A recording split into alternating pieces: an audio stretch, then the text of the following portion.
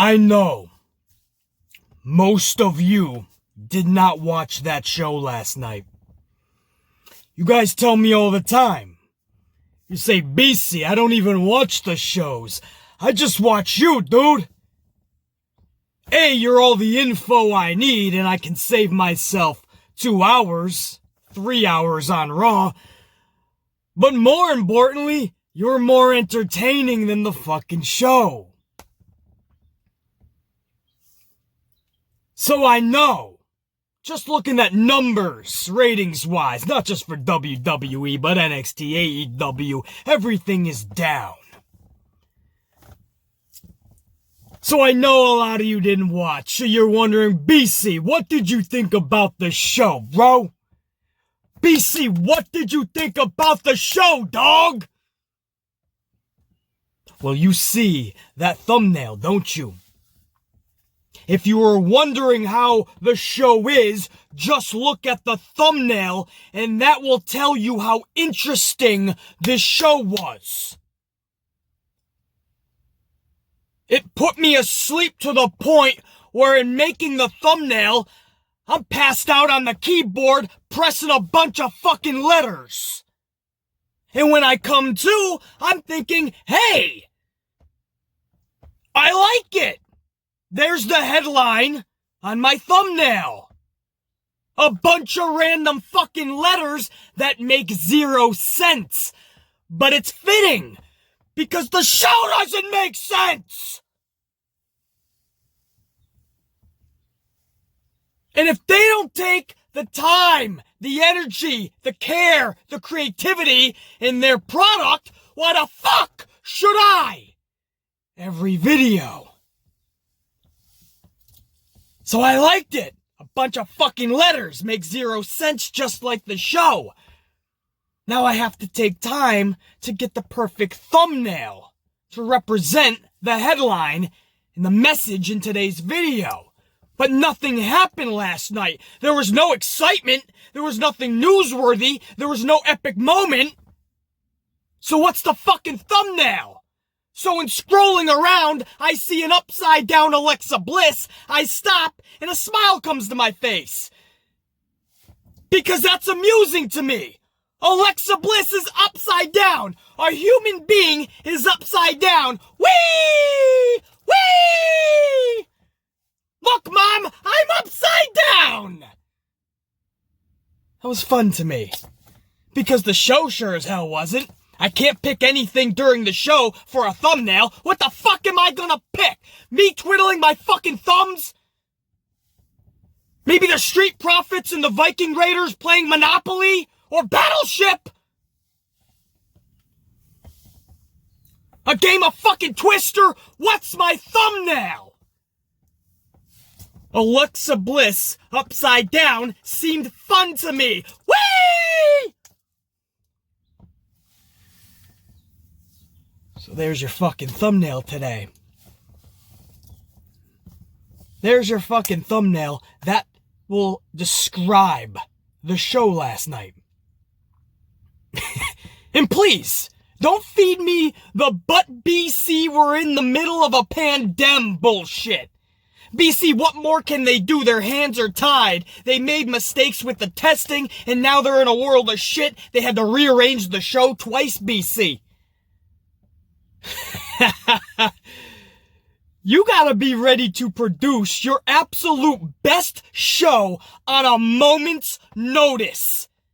You have to be able to produce your best show on a moment's notice. If you give creative minds to a billion-dollar conglomerate company 20 minutes and you have to rewrite the 20 minutes, I would hope you were creative enough to put together the most dynamic, entertaining, captivating show possible. But instead, this company only knows one speed, cruise control. So when travesty hits, now you're literally in the breakdown lane. You're not even on cruise control anymore. You're on the breakdown lane. That's where you're at now. WWE is broke. The wrestling industry is fucking broke anyway. WWE, because they've been so fucking smug, so stubborn, so nonchalant, so non-caring, so non-energetic, so non-captivating, so non-creative, so non-everything. Because they've been that way for years. When travesty hit, like this Wabaka that's going around the globe, now they find themselves literally in the breakdown lane. They need AAA to come save them. They need the tow truck to pull them out of the wreckage. But son, that tow truck is far off in the distance. You gotta pull yourself out of the wreckage sometimes. I don't give a fuck about the pandemic situation when you say you're putting on a show and you have at least, because that's what I counted last night, 20 talent. You had 20 members on your roster there last night. If you gave somebody like the Amplified Man 20 names and you said you have to fill 2 hours of television with these 20 names, bro, we're having fun. I'm gonna give you an amazing fucking show no matter what the time is. No matter what we're all going through. You're giving me 2 hours of pro wrestling time. You're giving me characters. You're giving me human beings. And you're letting me give an audience, give a crowd, give a fan base, give a viewer entertainment for 2 hours. I'm gonna fucking captivate you. You're telling me I need to set up Bayley versus Nikki Cross somehow, right? The bosses come up to me and they say, BC, we have only 2 hours to rewrite this show. I need you to get to Bayley and Nikki Cross for Extreme Rules somehow. Let's have fun. Let's get creative. How can we do that? What does WWE do? The old man in Stanford, what's he do? He puts everybody in a fatal four-way. And that's how we're going to determine Bayley's number one contender, right? He does that all the time because he doesn't give a shit. That's what I'm trying to tell you. If this was once, all right, an accident. Twice, it's a coincidence. 3 times, I'm starting to see a trend. 4 times, now you're just fucking everybody around. Now this is literally just who you are. It's your DNA. You don't have a creative fucking bone in your body, or you just don't care. Unfortunately, I've watched enough WWE to know it's a combination. They don't care, and they ain't gonna get creative because I don't even think they can anymore. It is literally a company that is in distress, calling out for Mayday, and it's the boy who cried wolf situation. Nobody's coming to help them because they've dug, and they've dug their own grave. You make your bed, now you gotta lie in it. When you produce shit TV for years, and then there's a pandemic, you expect everybody to just throw you that lifeline. Everybody's supposed to throw you an excuse. What can they do? At least they're putting on a fucking product, huh? What do you want them to do, BC? It's a fucking show, huh? BC, it's entertainment. BC, if you don't like it, sit back, just watch it. And if you don't like it, BC, don't watch it, huh? Come on, BC, don't watch it, huh? I watch my fucking Knicks 82 games out of the fucking year, and they absolutely suck. But I don't stop watching them. I'll be there when they get better because I've been there in the trenches. I ain't going anywhere. I ain't one of these flash-in-the-pan casuals that comes and goes as they please. I'm here for the long run, dog. What part of the Amplified Man are you not understanding? I don't quit. I don't know the word. I'm like Michael fucking Jordan, but in the pro wrestling game, dog, and I ain't going anywhere.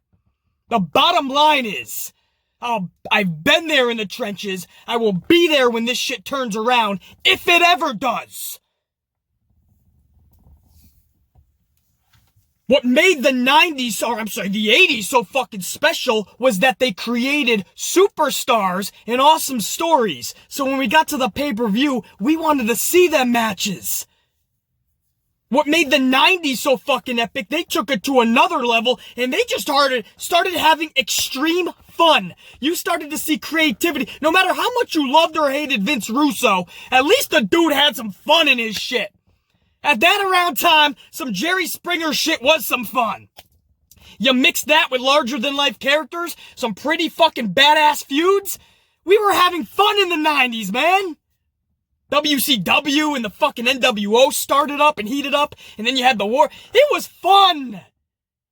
They took what they did in the 80s and they amped it up. And then for the past several years, before the pandemic, and that's why I say, don't blame this on any pandemic, dog. This is years before. If WWE was kicking ass and then this thing hit the world, then I'd be like, all right, come on, guys. We got to throw them a fucking bone here. They've been kicking ass. They're just a product now of tragic circumstance. But no, that's been the WWE product for years. Are you kidding me? You think this is just the pandemic? Bro, you got another thing coming. That's who they are. It's their DNA. When somebody shows you their true colors time and time again, maybe you should start believing that that's truly who they are. Maybe it's time to stop holding out that hope that them within can change and understand that that's who they are. And they're going to need that tow truck. They're going to need AAA. They're going to need that Mayday call to be met. People are going to need to throw them that lifeline. I don't know what it's going to take. If it does turn around, I'll be there for it. But that management, Vincent Kennedy McMahon, I don't see how this is going to change with him and within the structure that it's at now. That's the sad truth. And I love this business. I love that company since the time I was a little amplifier. But the bottom line is I have to be truthful. I don't think this thing can change with McMahon at the helm. And people throw him a lifeline. It's the pandemic. Relax. At least they're putting on a show. They're trying. They had to rewrite it, BC. Twice because of what's happening. People are testing pause, BC. No, I've been getting these type of shows for fucking years. The pandemic just amplifies it, yes. But if you gave actual creative minds 20 fucking minutes on a rewrite, 20 minutes, we can tell you what to do, how to get to Nikki Cross and Bayley. We can tell you how to get to a swamp match between Braun Strowman and Bray Wyatt. We can set that up through creativity, and through a 2-hour television show, you'll be entertained. And it doesn't take more than a producer, a cameraman, and the talent. Boom! Doesn't need a crowd. Everybody's safe. No. You have to do the rewrite, and they already were not putting in any time, energy, or effort, or creativity. So then when more tragedy struck, and they had to do another rewrite, then they were like, fuck, let's just throw people out there. Fatal 4-way. Let's have an 8-man schmoz tag match. Let's have Braun just tell people there's going to be a swamp match. Does anybody give a fuck about the product being produced? Does anybody give a fuck about the product being produced?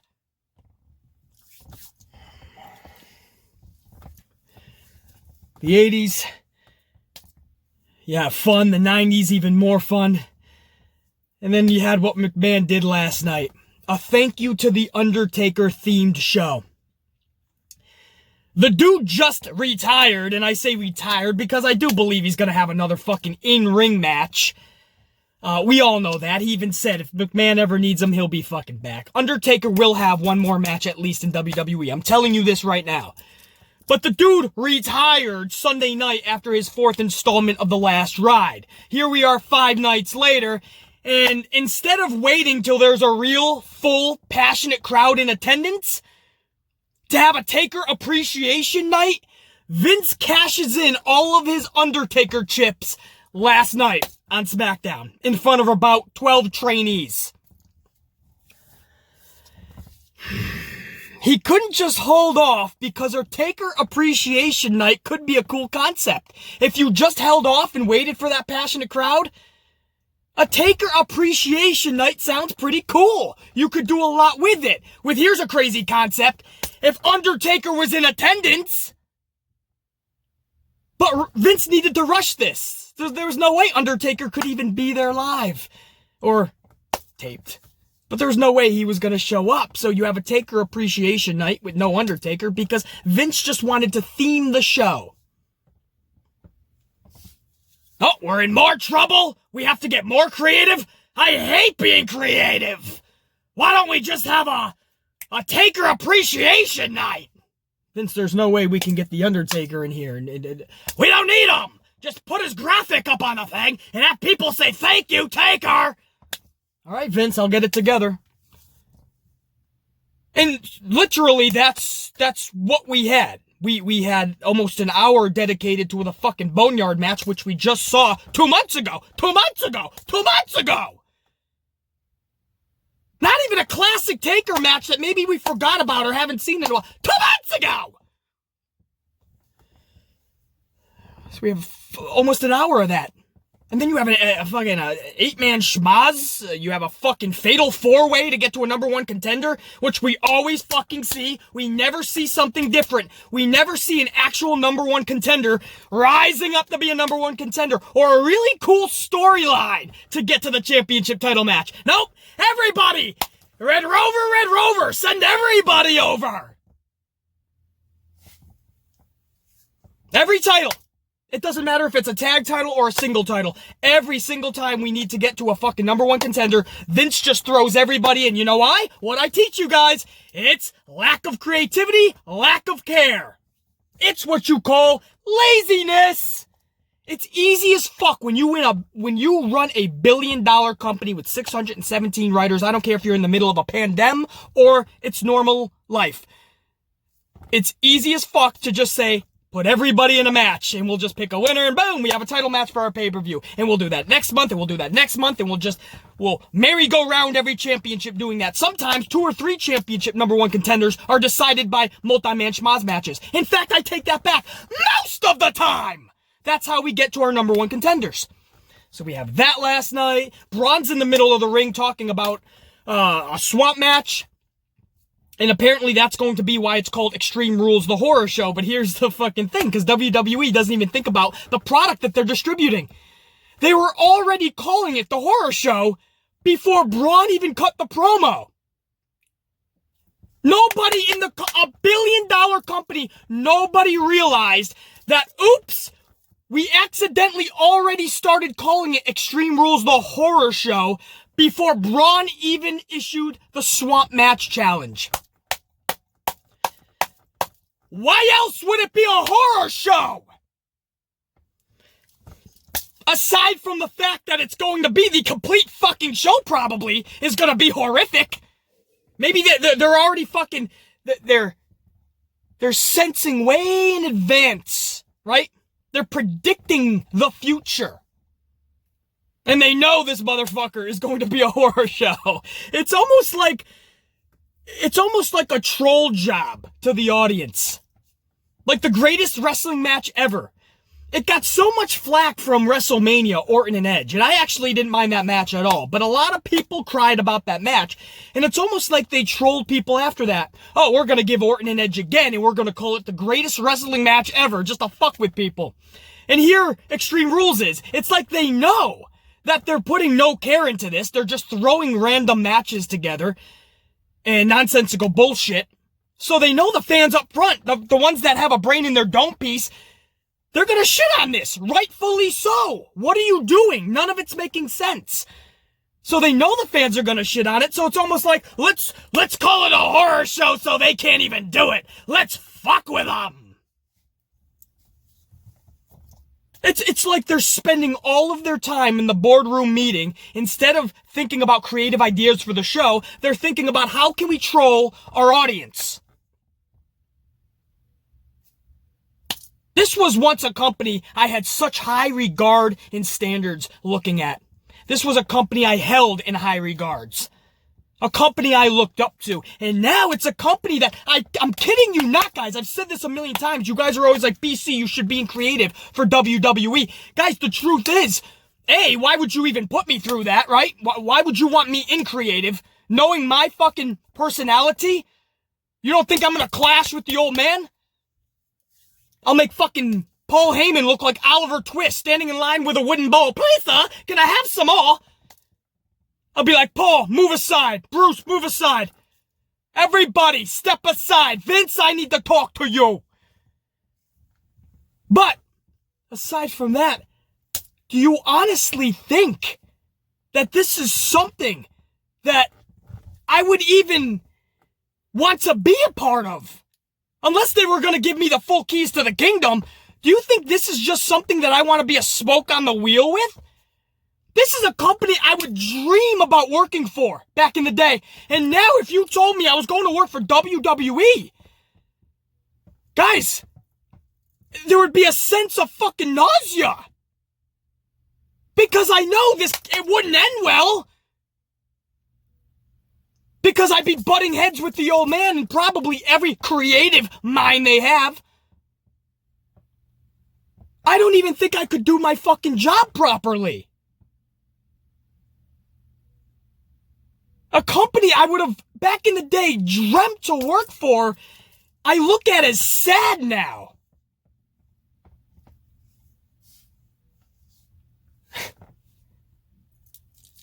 And they just keep digging. They keep digging, bro. Don't let them off with this pandemic. They get 2 hours. Do you know how many people would love to be given 2 hours of national TV time? 2 hours, and they have 20 pro wrestlers, and I'm talking good ones. Even though I think he's a little vanilla, Drew Gulak, who I know a lot of you guys like, can go in the fucking ring. Matt Riddle's out there. You got fucking Big E. I would love to see this dude on his own. Stop fucking around with the tag team, just like Kofi. I loved Kofi as a world champion. The problem is they kept throwing him in the New Day tag matches, even though he had the heavyweight title. And it diluted the fact. That and he was throwing pancakes every fucking time I saw him.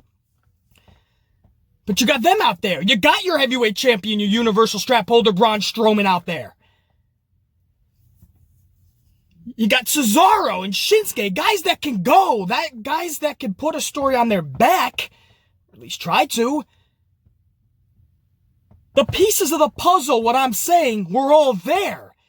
The only thing missing was lack of fucking care. You can put together something awesome in 20 fucking minutes if you just try. Just try.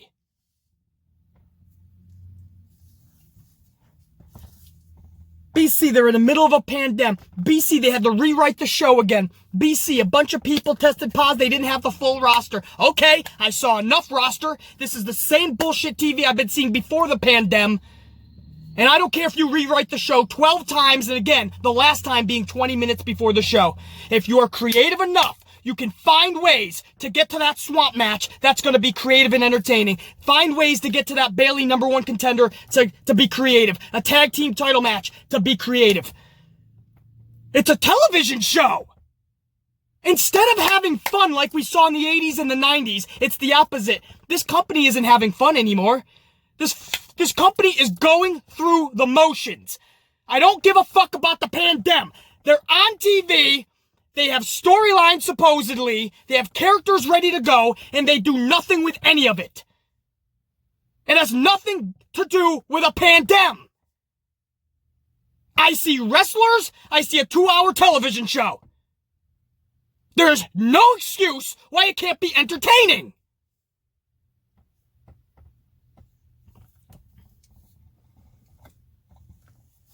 There's no more fun. They're going through the motions. It starts at the very top with Vince and Kennedy McMahon. It goes all through the writers. It leaks down into the talent. And then your audience is not having fun either.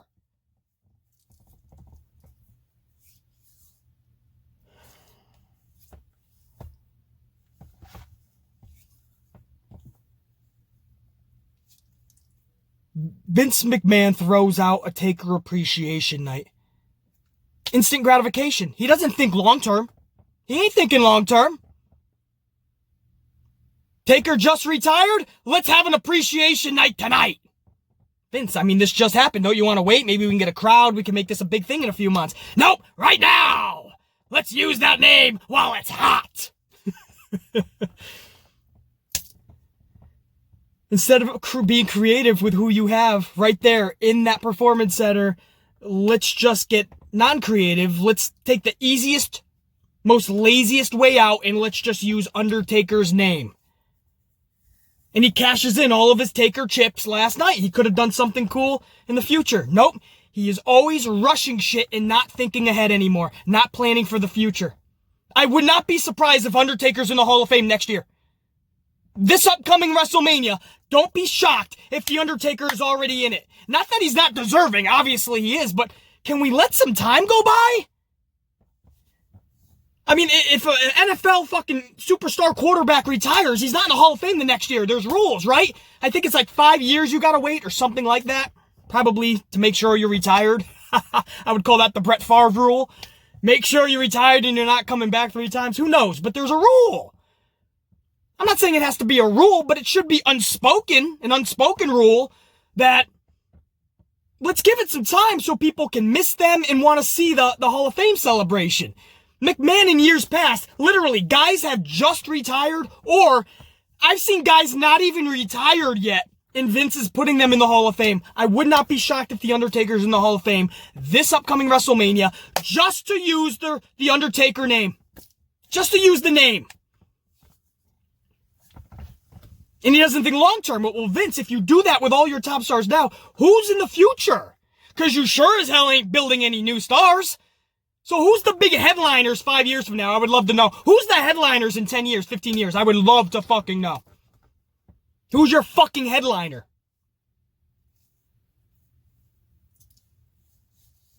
Lana?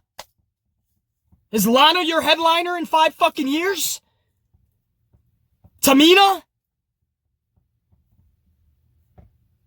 In 10 years, is it Ricochet? Maybe it's Shorty G, because he's the G that's the shortest. That's another one of Vince's creative fucking masterpieces. Let's take an awesome wrestler like Chad Gable, and let's put him in some basketball trunks and call him Shorty G, because he's a short G. Maybe he's the headliner in 10 years. But Vince is sucking up all the name value out of everybody else. The Rock would have been in there years ago. The Rock actually said, no, thank you, not now. Now's not the time. Don't put me in there yet, man. Like, let me get a little older. What the fuck are you doing, man? You're just gonna throw me in the Hall of Fame now? If Vince had it his way, John Cena would already be there, and Cena's not even officially retired. But Vince would love to. I wouldn't be surprised if Cena's in there next year, if not The Undertaker. This guy just parades a thank you Taker night. And the dude's not even there. He's not even there. It's in front of 12 trainees. And it revolved around fucking Baron Corbin talking shit about him. And again, he's not even there. But Corbin's cutting a promo on him. And then Jeff Hardy all of a sudden is Undertaker's best friend. Jeff Hardy comes down to defend the honor and name of The Undertaker. And that leads to the main event later in the night. Baron Corbin versus Jeff Hardy. When Jeff Hardy and Sheamus is supposed to be the feud. No fucking sight of Sheamus at all. BC, the pandemic. Sheamus wasn't there. Alright, then Jeff Hardy's... Jeff Hardy is now the best friend of The Undertaker. And during the main event, we went to commercial. When we came back, it was like a lumberjack match. The whole locker room was around the ring. To what Michael Cole said, in honor of The Undertaker. What the fuck? It was so weird. We're a couple of weeks from Extreme Rules. Let's build shit. I know it takes time, effort, energy, and creativity, but let's try. No, let's take the easy way out. Let's just have a thank you Taker night. One of the hours, just replay the Boneyard match. And the other hour, we'll have Corbin talk shit. We'll have Jeff Hardy say, don't talk about my friend. And then just throw in some schmaz matches. Fatal 4, 8-man schmaz. And boom, we're done. On to next week. They won't care. We're in the middle of a pandemic. We have excuses. I guess I was brought up differently. Again, that's why I'm the Michael Jordan of the pro wrestling community. I was brought up differently. No matter what your circumstance, you put in your best effort. You put your best foot forward and you trudge, you kick ass, you get amplified, and you create masterpieces. You take shit, you turn it into gold. I was brought up differently. I'm pretty sure I just went a half an hour cutting a rant promo on this company. I'm pretty sure that was over a half an hour or something like it. Wow. That was crazy, man. That was pretty epic. You guys were just a part of something pretty cool. I think I must have done that in the past, obviously. But wow. That was a fucking rant promo, man.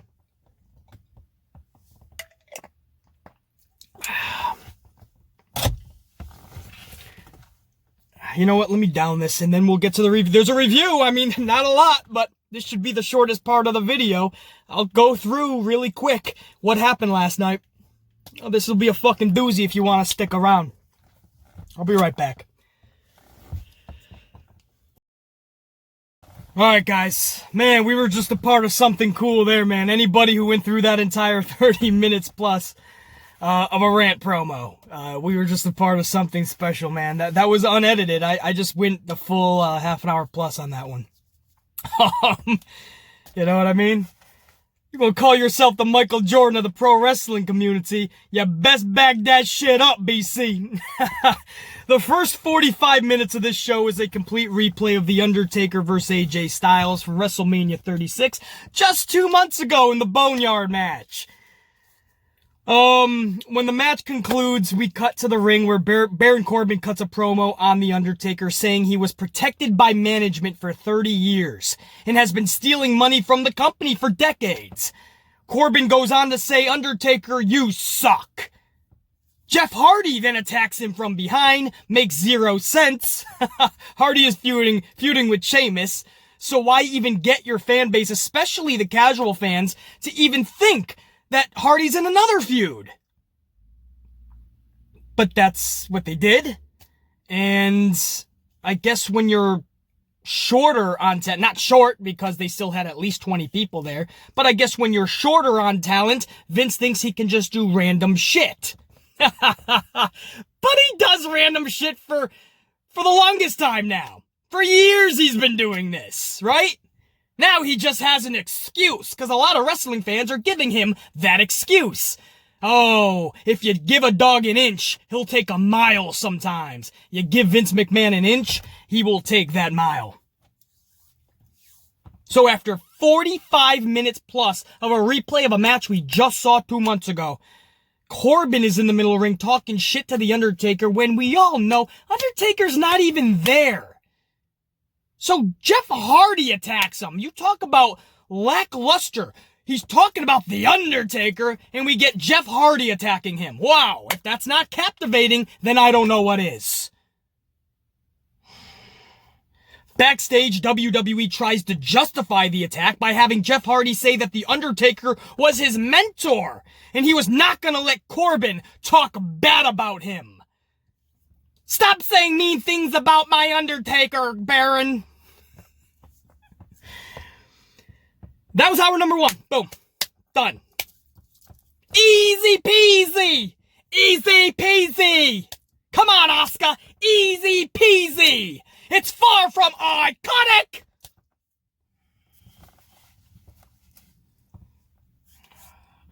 Hour number 2 begins with Alexa Bliss versus Nikki Cross versus Dana Brooke versus Lacey Evans in a fatal 4-way. Winner gets a shot at Bayley's championship at Extreme Rules. Sound familiar? It should. We do this every time we need to get to a number 1 contender. We just throw everybody in the ring in a fatal 95 way. A fatal 472 way. A fatal 1,614 way. A fatal every wrestler in the world just come and show up and you'll be in the match way.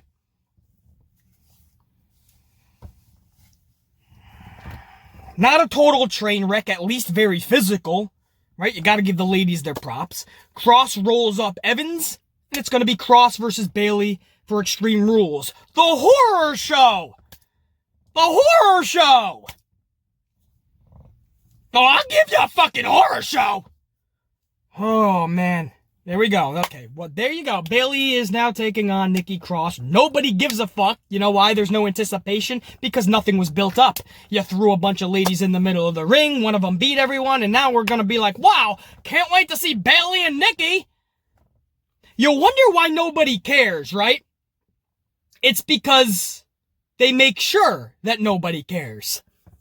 If you want people to care, you build shit up and you put a product out that is worthy of our attention. Captivate us. Intrigue us. It's actually not that hard to do. They just don't do it. 8-man schmaz is that, right? So if that fatal 4-way wasn't enough to make your eyes roll to the back of your dome piece, well now they parade out 8 more individuals in one match. Yeah, I thought they're short on talent, I was told. BC, they don't have a lot of talent, man. Just relax. It's a very thin locker room. The dude just paraded 8 dudes out there, and not just tag teams. You got guys like Shinsuke Nakamura and Cesaro, who Vince is just throwing together. But these are singles dudes, or should be. How Cesaro hasn't held multiple singles championships for a long period of time, I have no fucking idea. How Cesaro has flew under the McMahon radar for this long, I have no idea. They fuck Shinsuke up every way possible, so now they're just thrown together. But they're short on talent, I was told. Okay, wink, I gotcha. We'll throw them that excuse.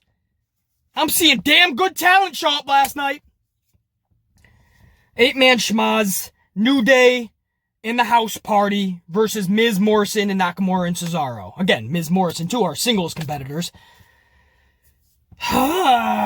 Full disclosure and complete honesty, I checked out during this match. I just did. I mean, I viewed it. I was watching it. The lights were on, but nobody was home. I was viewing it, but I was completely checked out. I did not care. I can't even sugarcoat it. I just didn't care.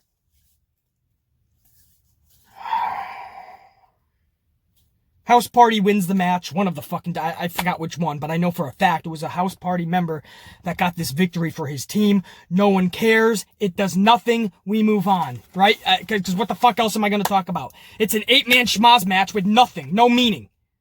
Or maybe this leads to the House Party versus New Day at Extreme Rules, right? Why not? Throw a couple face teams together, because who needs to make sense anymore? WWE's new motto is just, we don't make sense. WWE, who needs sense?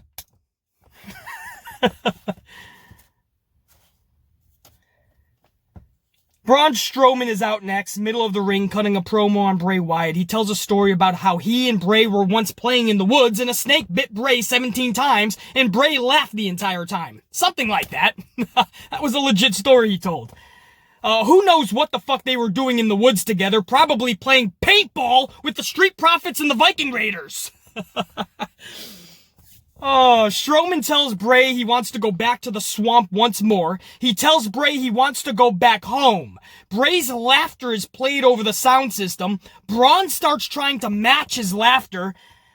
And we go to commercial. I'm assuming that's the horror show that is being advertised for Extreme Rules. There's just one fucking problem. They advertised it before Braun even cut the promo.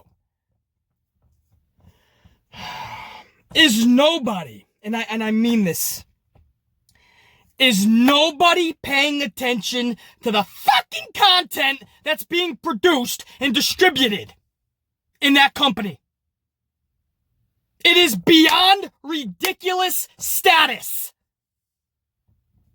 It's not only being made the horrible content, this horror show, but it's somehow slipping through editing and final approval from the old man in Stanford. Everything. And obviously, he's the one who created it, and he's the one who fucking gives the final approval. So of course it's gonna slip by. What am I saying? You're calling it a horror show before Braun even made the challenge. Stupid! First time ever, I'm agreeing with Ryback here. Stupid!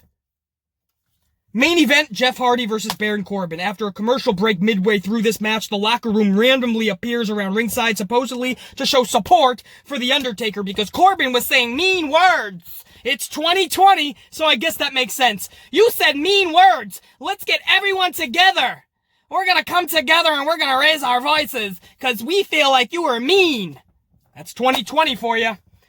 A swanton bomb, Hardy wins. Post-match, they did a house show finish, is what it's called. This is where the heel gets beat up by a multitude of faces, and that's what happened. In this case, Baron Corbin just gets beat up by Big E. Big E does his fucking move. Matt Riddle jumps in, he does his move. Braun Strowman takes fucking Baron Corbin out.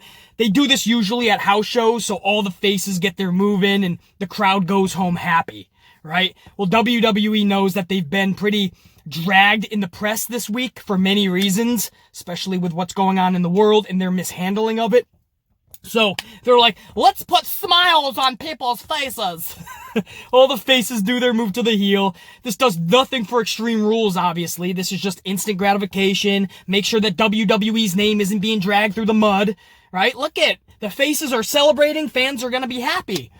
Jeff Hardy kneels down in the middle of the ring with the Undertaker's graphic, you know, when he's like looking up with his hand to the fucking sky like he's waiting for a fucking giant pancake to fall in his hand so he can just eat that shit up. Come on, baby, I'm hungry. And Jeff Hardy's like, yeah, baby, bring it to me.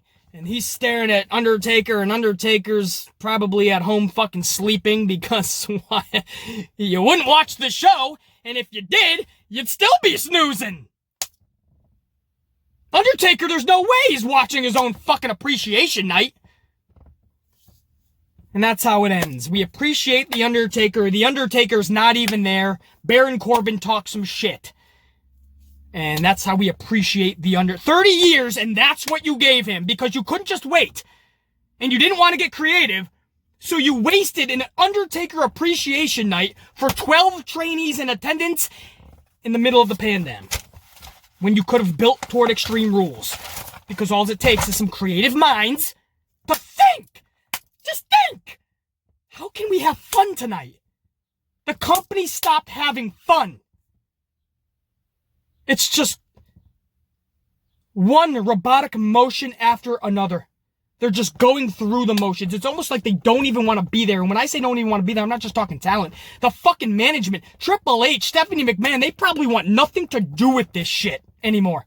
Just like Shane McMahon, and I don't blame them. I don't even think Vince McMahon wants anything to do with this anymore. He's probably ready to sell. And that might just be the best thing for all of us. We made fun when we heard that Disney might buy it. Oh, fuck, man, you thought it was bad here. Just wait till Disney fucking buys it and you got fucking Tinkerbell flying through the fucking arena during a fucking Daniel Bryan AJ Styles match. Michael Cole, it's Tinkerbell! My goodness! It's the big Tinker! The big Tinker! Corey Graves, I can't believe it! Tinkerbell has arrived! And here comes Eeyore! Eeyore down the fucking ramp! Well, they wouldn't say fucking, I mean, they're beyond PG. But we made fun of it when Disney, you know, oh boy, Disney's gonna... But you know what? This might be a fucking blessing! At this point, anybody can buy this shit. And it would probably be an improvement.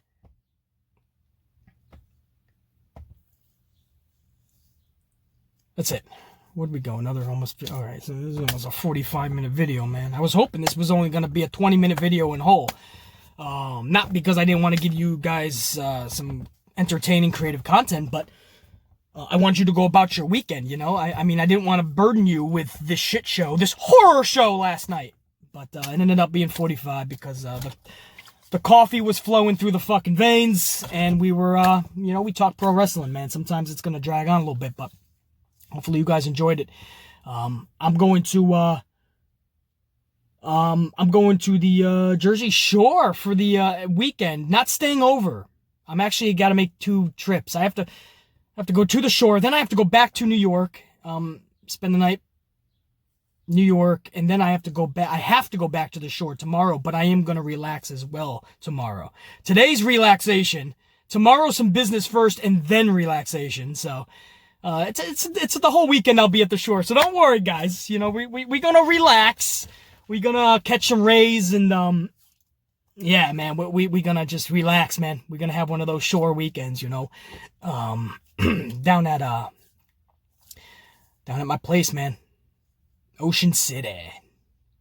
Should be fun. But I'm getting my fucking dome piece off of this fucking product for the weekend. There will not be an impromptu video tomorrow. I'm telling you that right now. There will not be an impromptu video tomorrow. I'm out. BC, out. Check you.